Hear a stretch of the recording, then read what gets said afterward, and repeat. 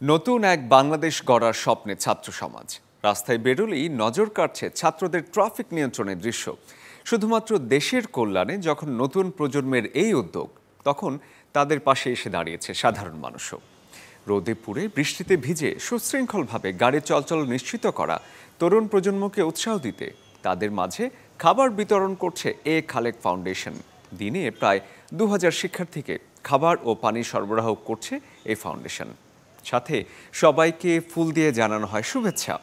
মিরপুর এলাকার রাস্তায় ট্রাফিক সিগন্যালের দায়িত্বে থাকা সকল ছাত্রছাত্রীদের মাঝে এ সময় এক অন্যরকম উদ্দীপনা ছড়িয়ে পড়ে। ৭১কে দেখিনি, 2024কে দেখার যখন সুযোগ হয়েছে আমরা চেষ্টা করছি, ক্ষুদ্র প্রয়াস করেছি। তাদেরকে গত 3 দিন থেকে একটু খাবার দিয়ে, একটু ফুল দিয়ে, উৎসাহ দিয়ে, একটু পানি দিয়ে আমাদের সাধ্যমতো আমরা চেষ্টা করতেছি।